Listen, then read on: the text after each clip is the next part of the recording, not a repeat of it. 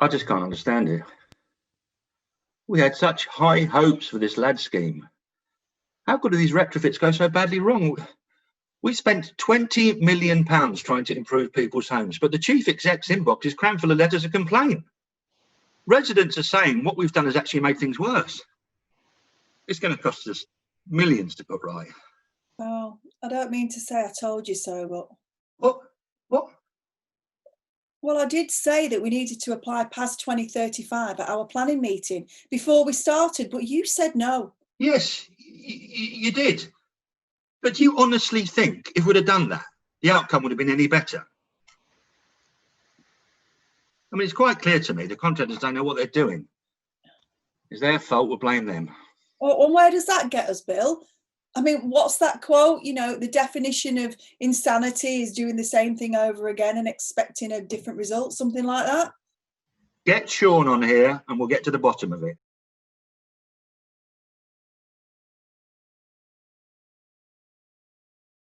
Look, Bayes want us to use this new PAS 2035 standard to manage this project. What's it all about, Sean?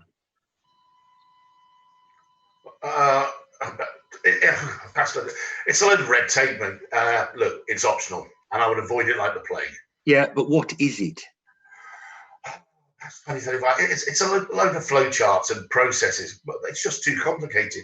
The guys will never wear it. It's all too academic. It's not what energy efficiency is all about, Bill. Hang on, I've been learning about this on my retrofit course, and to be honest, I thought it made a lot of sense. Sense? We can't make head and tail of it, love. It's a load of rubbish. They'll get rid of it before you know it, and we'll be back to normal.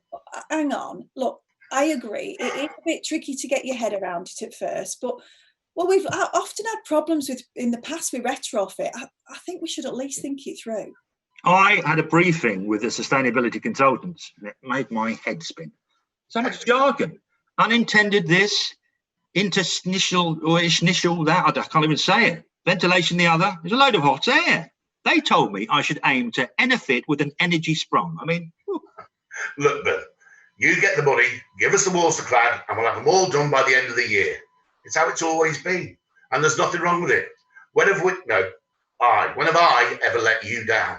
Well, hang on a minute, Sean. The Brockville estate you did is full of mould and damp, and it's only 2 years since you rendered all those walls and told us you didn't need to ventilate them. That wasn't us. It's the residents not opening the windows and drying the washing indoors. What can we do about that? Well, what about the Craighall development, where you've clad the building, but you've not moved the flipping windows in line, and you've left a gap at the DPC rather than insulating down to the foundation? There was no money to move the windows. And anyway, the funding rule... Listen, the funding rules don't say you have to. Same with the DPCs. Would have meant digging up the foundations. The important thing is we did the walls. It's what you paid us for. But those people's lives are worse now than they were before, Sean. They've got health problems, they've got asthma, loads of mould in the kitchens and the bathrooms. Listen, there's nothing more we could have done. We delivered as per your procurement. Look, I've got to go. I've got real problems on site. I've got to go. Right. What do I press here? Oh, Sean, come on. Stop video. Has it stopped? I can't see now. Yes, Sean, you've gone, mate. Wow. He's got a point, though, hasn't he? I mean, we did, ask him to install EWI, and that's what he did. You know, unless we get better at specifying what outcomes we want, we are never going to change that. Look, we've got until March to get the money spent for this PAS 2035 thing, but that's just optional, okay? We don't have time to get to grips with it. Let's ignore it and stick with the tried and trusted. Trusted? Look, there's no way you can convince me. The cost of compliance with this new standard is totally unrealistic. It's overcomplex and we don't have the time. Okay, think, Bill, think. Tell procurement we're going to use the funding on the Craghill estate. Yeah, we want to appoint a contractor to do the external cladding on the non-trads, and we'll use IWI for all the Victorian terraces. Lag the lofts and fill the cavities. Get some PV on the roof and a heat pump at the rear. It's not rocket science. Sean could do all that. Oh, an open competition then? Can you get on with it, please?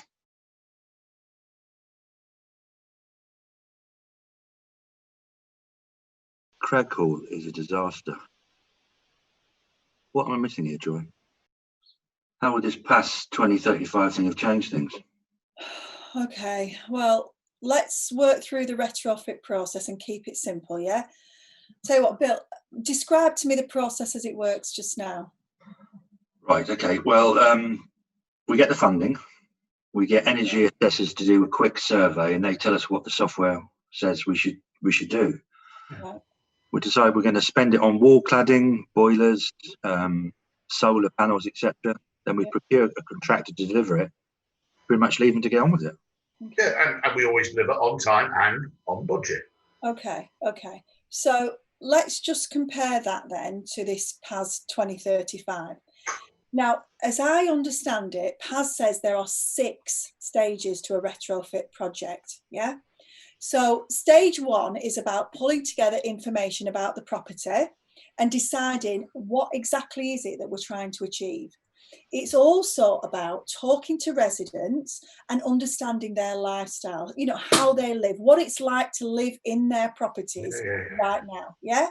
So it's about giving them then some good advice on how things can be better if we make these changes to their homes. So we then take stock and lay out what it is exactly we are trying to achieve. So, for example, it could be how much we're trying to reduce their annual energy bill, or how much CO2 we want to save, that, you know, that kind of thing. And this is called our intended outcomes. Doesn't sound unreasonable, but who's making these decisions? Well, the client is. Well, okay, so us on our own stock and the residents in their own homes. But they have to get good advice from somebody impartial. So someone who has their best interests at heart. Now, the PAS says that needs to be somebody who's qualified in giving energy advice or a retrofit coordinator. A retrofit? Is it a retrofit whatinator? I know. A retrofit coordinator. So bear with me. These are qualified experts who understand retrofitting and all the risks that come with that. And they will manage the project from start to finish and make sure it delivers what it's supposed to deliver. So the PAS says they have to act to protect the client's interest and the public interest. Otherwise, they are in trouble. So they've got to be seen to be doing the right thing, which isn't always the same as doing what's most profitable. A retrofit coordinator. Oh, I love this one, Bill. They're like rocking horse droppings or unicorns. You can never find them. There's hardly any of them around.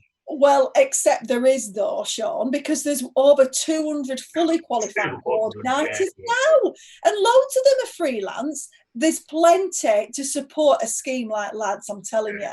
And anyway, you could have had one in your own team, Sean. No. You've known these standards have been coming for 18 months, and it's really clear that every PAS project needs a retrofit coordinator. Well, I'll tell you what, Joy, I've been busy anyway. I've been busy delivering. Yeah, okay, sure.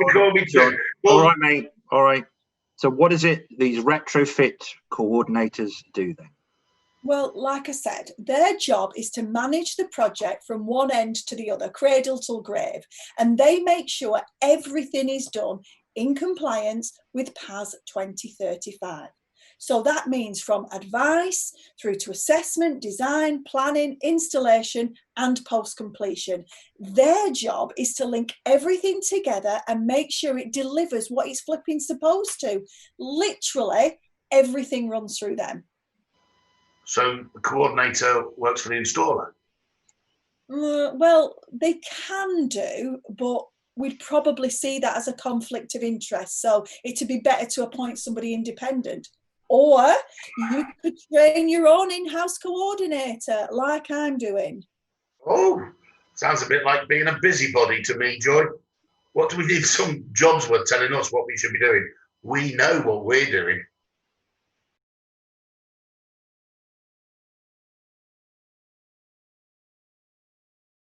Okay, I get that we need somebody in charge that knows what they're doing, one of these retrofit coordinators, but this is all sounds really expensive. Exactly, but yeah. Yeah, well, Not really, because the first step can be done over the phone and through desk research, to be fair. And actually so can the second step, you know, the risk assessment, because that's where we triage projects as either path A, B or C to decide how we should manage them. Well, I told you, this sounds really complicated. I've seen the flow charts. They're like a London Underground map. Exactly. It's real, honestly, it's really simple. All you have to do is plug on how many dwellings we're dealing with, when they were built, how many measures we're installing, and how simple. risky those measures are. No, honestly, it's just a series of simple facts. We decide on an overall risk pathway based on the highest grade in any category. So okay, take Crag Hall then. Because there are 100 properties, it's always going to be a Path C project. The greater the volume, the greater the risk of getting it wrong and making mistakes. These bloody Path C projects are unbelievable.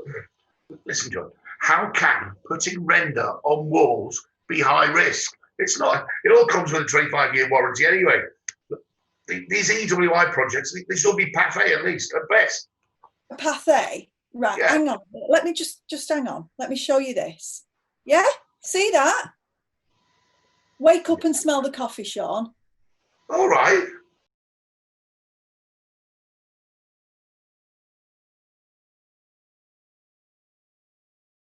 Okay, what's next?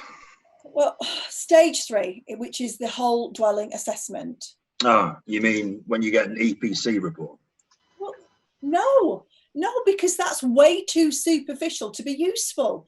The idea is that before deciding what the plan is, you need to understand what you're starting with. It's down to this retrofit coordinator to decide what they need to know from the assessment. Sometimes, you know, yeah, a quick visit might do, but usually these assessments, they can take up to half a day. Half a day? Yeah. My mate's an EPC assessor and they can issue a report in 15 minutes. He does about 20 a day, much cheaper. Well, I'm sorry, Bill, but there is no way we can make the right decisions for a property in the long term based on duff information. I mean, if this were your house, would you be happy with that? No, probably not. No, but this is the way the funding works. There's not enough margin in it for all this stuff to be done well. Well, it comes down to what you're trying to achieve, I guess, Bill. I mean, I'm not being funny, but hasn't our mayor committed us to achieving net zero by 2030? Isn't that what we're trying to achieve? Your point being? My point being, we've got 75,000 homes locally, yeah, and 10 years to get them to net zero. How many times will we get to retrofit them in the next decade? Once, right? So let's do it once, do it well, get it right first time. Plus, you can use your Green Home Grant voucher to pay for a proper assessment by a qualified retrofit assessor. It's the only sensible place to start with these retrofits. Fair point. Okay. So you pull all this data together, then what?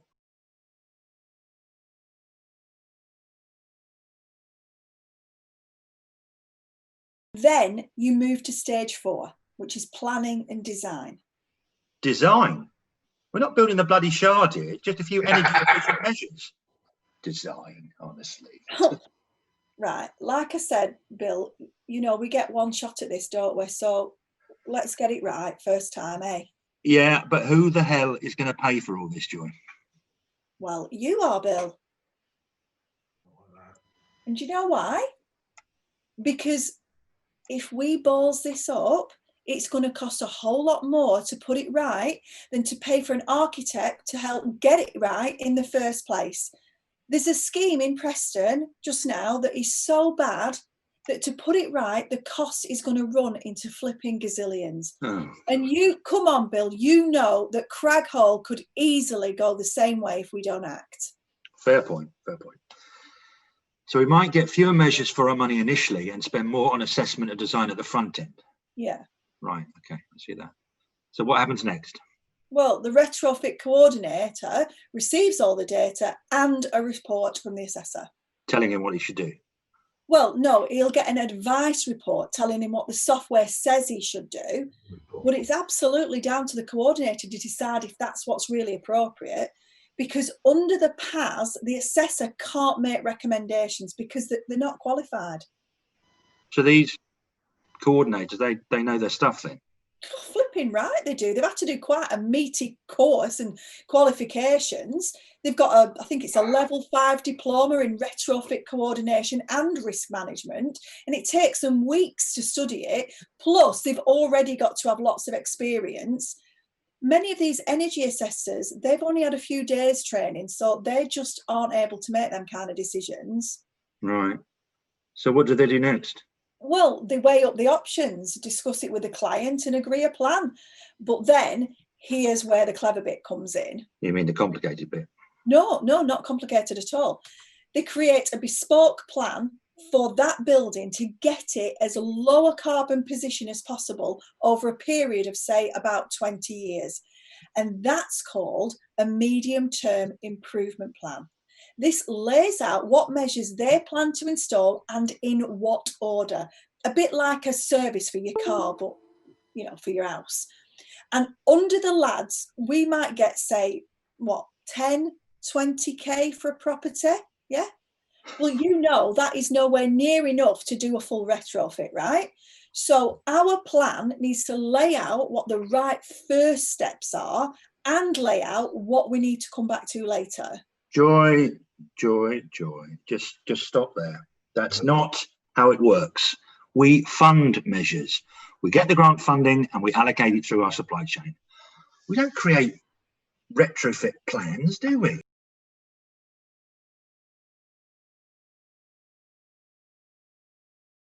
And that is the bad habit that we have got to wean ourselves off of, Bill. Sean, remember what you said about the EWI and the windows? Yeah? Well, you're right, aren't you? That is exactly what we procured you to do. Yeah. But every time you clad a wall and leave the glazing as it was, you create a thermal bridge, don't you? And I mean every single time. Thermal bridge. There we go. Job. Exactly. No, I'm sorry, Bill. Hang on. Okay, let me put it a different way then. How about instead of a thermal bridge, we say something like, we're going to do something that will guarantee A, that the home will have issues with moisture, and B, we'll have to spend a gazillion pounds putting it right. Oh, okay. Replacing windows is expensive, and we only did replacement double glazing at Craghill 10 years ago. Let's leave them where they are. In which case, we don't do the EWI then, Sean. How does that sound? Thanks, Sean. That's it for now, mate.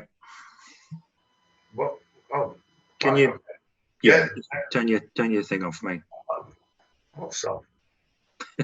See you later. Somebody other. Right. He's gone. Right. So what should we do instead then? Right. If we have a plan that is unique for each property, then we simply install the measures in the order laid out in that plan. So we'd only do the EWI if we also had the funding to move the windows at the same time. Okay. Because if we don't, then it's called a no regrets pathway. In other words, we shouldn't be doing anything now that's going to cause us trouble in the future. Regrets. I've had a few. Wow. So we have one plan for a whole estate, right? Because all those houses on the Craghill are exactly the same. We're going to have one plan to rule them all. Well, no, Bill, because they're not exactly the same, are they? They may have been built at the same time, but there are at least 6 archetypes. Plus, every building has its own, unique aspect. Like some are more exposed to wind and rain than others, and some have energy bills twice as high as the next door neighbour, and we have no idea why. Every home's different and needs a unique plan for each one. I mean, the plans, to be fair, they might not be massively different, but we still need to look at them individually. Okay, right. So you've got a plan. What next? Well, now we need to design the solution. So let's say we've got 20k per property through the LAD scheme for those 200 homes on that estate. So the coordinator says that's enough to reduce heating bills by about half and CO2 by 50%.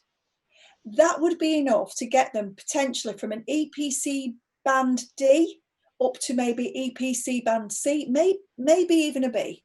20k and he gets you there. Straight. Well, yeah, because the cost of going really, really low at the moment is, it's way over 60, 70k. We can't do it all at once. We don't have the money for that. But we do need a plan for when that money might come in and come online.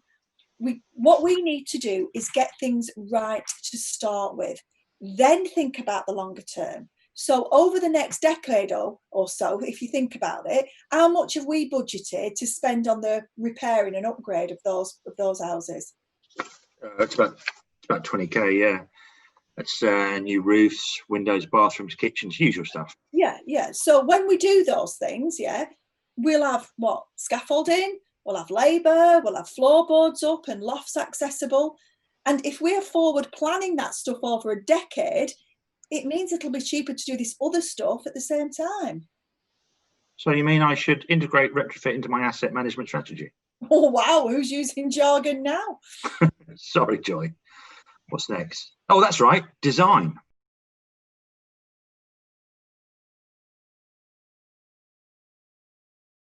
Yeah. So design. We are going to invest about 5 million quid on these properties now. So we are looking for a design solution that's based on something called a fabric first approach. The what? So fabric first is about getting your priorities right. So the priority one for fabric first is wrapping the building in insulation to make it airtight. And you do that before addressing any of the building services or renewables.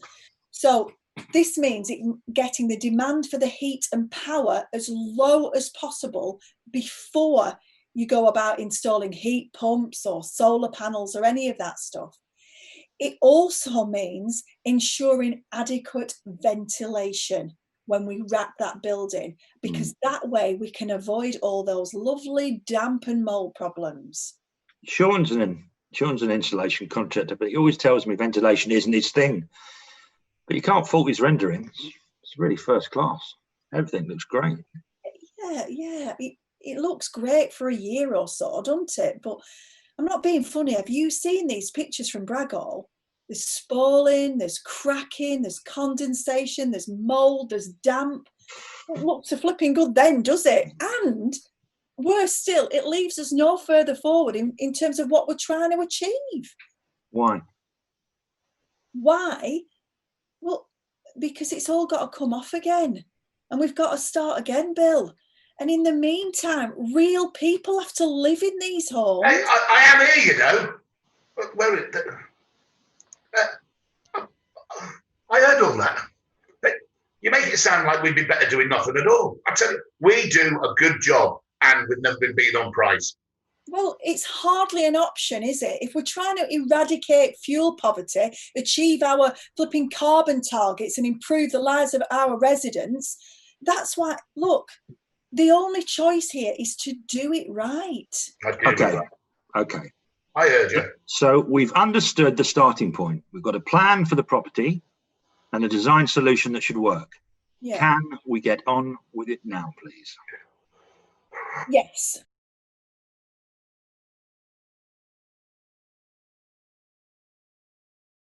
The next stage is installation, handover and commissioning. So Sean, you can get stuck in. Okay, great. So this is business as usual for him. He calls the shots, right? Well, yes, you're responsible, Sean, for complying with the installer standard PAS 2030, as you know. It's just that this bit now sits within the wider context of this PAS 2035. So now it's all part of the retrofit process. It's not the be all and end all. And the retrofit coordinator will be keeping an eye on everything. Right, okay. So what if we need to adapt to changing circumstances then? You mean what if he wants to sub the specified product for a cheaper alternative or change? Not necessarily, no. Well, whatever it is, you're going to need to run it past the coordinator, and he or she will have to involve the designer too. Otherwise, the design solution ain't going to be realised, is it? Well, it sounds like he's lost control. No, he's just being asked to do what installers do. You know, with respect, install stuff. I know my job, Joy. I don't need patronising. Well, it's the same energy assessors are asked to assess stuff, architects and engineers design stuff, coordinate stuff. This is about round pegs in round holes. Look, come on, you wouldn't even question this if it were a new build, would you? The installer is responsible for 3 things, yeah? Installation, commissioning and handover to the resident. Right. So how you do that is already laid out in the PAS 2030. So why change it? Well, if you're not applying it for whatever reason, then the coordinator has to step in. But Sean, you're right. You are in charge on site. Okay. So the buck stops with the coordinator. If it goes wrong, we can blame them. Excellent. Well, I suppose the idea is if it doesn't go wrong in the first place, then you don't have to blame anybody. But when we install something, we do need to know it's working as it should be, and that the residents getting the result that they were expecting. So in that sense, then yes, I suppose the buck does stop with them because ultimately they're in charge. Yeah. So, which I guess brings me to the last stage of this then, which is about the monitoring and evaluation. Sounds like a lot of sensors and the like, very expensive again.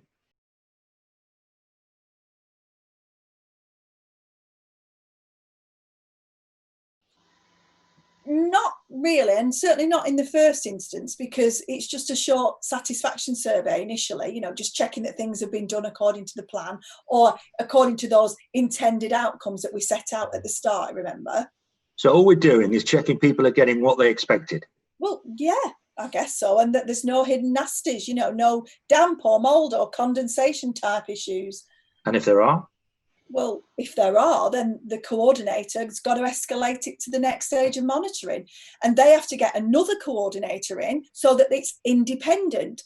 And that just carries on until it's all been resolved. You mean nobody can pass the buck? Exactly. Right, let me see if I've got this right. Are you saying that this PAS 2035 thing is really just about getting people who know what they're doing involved? Having round pegs in round holes and making sure the customer is getting what they're entitled to? Yes, Bill, yeah. But that's, well, it's bloody simple. It's a no-brainer. Why would anyone oppose that? Yes, Bill.